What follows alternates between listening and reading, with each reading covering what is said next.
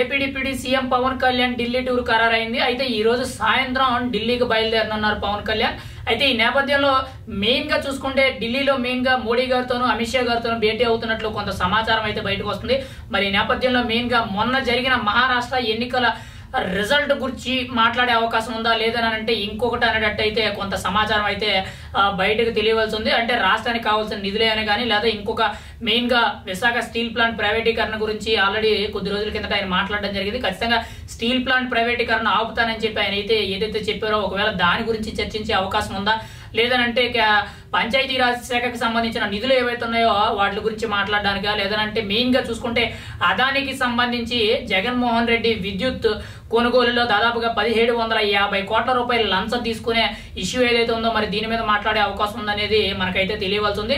ఏదేమైనా కానీ సడన్ గా మాత్రం పవన్ కళ్యాణ్ ఢిల్లీ టూర్ అనేది ఆంధ్ర రాష్ట్ర రాజకీయాల్లో చాలా కీలక చర్చగా మారిందని మనం అయితే చెప్పుకోవచ్చు. మరి ఈ నేపథ్యంలో మోడీ గారితో అమిత్ షా గారితో మరి పవన్ కళ్యాణ్ భేటీలో ఎటువంటి విషయాలపై చర్చలు జరుగుతాయని మనం అయితే చూడాలి. ఈ రోజు సాయంత్రం పవన్ కళ్యాణ్ ఢిల్లీ టూర్ ఖరారైంది. ఈ రోజు సాయంత్రం ఢిల్లీ బయలుదేరి మళ్ళీ రేపు ఉదయం తిరుగు ప్రయాణం అనేది జరుగుతున్నట్లు కొంత సమాచారం అయితే తెలుస్తుంది. అంతేకాకుండా మెయిన్ గా చూసుకుంటే మహారాష్ట్ర ఎన్నికల నేపథ్యంలో ఎన్డీఏ కూటమిలో భాగంగా ఎన్డీఏ కూటమి బీజేపీ తరఫున 132 స్థానాలు గెలవడం, ఇటు ఏక్నాథ్ షిండే గానీ ఇటు అజిత్ పవారే గానీ వీళ్ళు ఎవరైతే ఉన్నారో దాదాపుగా 220 స్థానాలకు పైగా గెలవడం జరిగింది.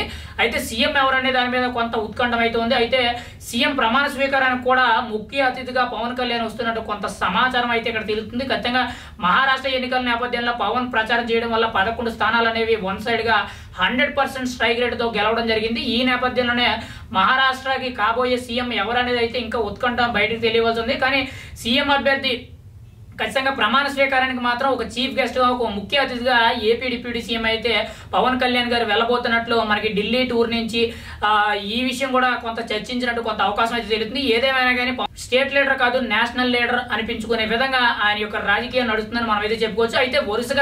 అయితే వరుసగా ఢిల్లీ టూర్లు అనేవి పవన్ కళ్యాణ్ అయితే ఎప్పటికప్పుడు వెళ్ళడం జరుగుతుంది. మరి ఏం జరుగుద్ది అనేది మనం అయితే చూడాలి. ఖచ్చితంగా రాబోయే రోజుల్లో పవన్ కళ్యాణ్ ఢిల్లీ టూర్ వెళ్ళారనంటే ఖచ్చితంగా ఒక కీలక అంశం మీద ఖచ్చితంగా చర్చించి ఏదో ఒక కీలక అంశం మీద చర్చించే అవకాశం అయితే ఉంది. మరి ఆయన తిరిగి వచ్చిన తర్వాత అసలు మెయిన్ గా దేని గురించి మాట్లాడారు, మెయిన్ గా జగన్మోహన్ రెడ్డి విద్యుత్ అదానికి సంబంధించిన కేసులో జగన్మోహన్ రెడ్డి 1750 కోట్ల లంచం తీసుకునే ఇష్యూ ఏదైతే ఉందో దాని గురించి మాట్లాడడానికి వెళ్తున్నట్టు కొంత సమాచారం అయితే తెలుస్తుంది. ఏదేమైనా కానీ పవన్ కళ్యాణ్ గారి ఢిల్లీ టూర్ పూర్తి చేసుకున్న తర్వాతే పూర్తి వివరాలు అనేవి బయటకు తెలియవలసి ఉంది.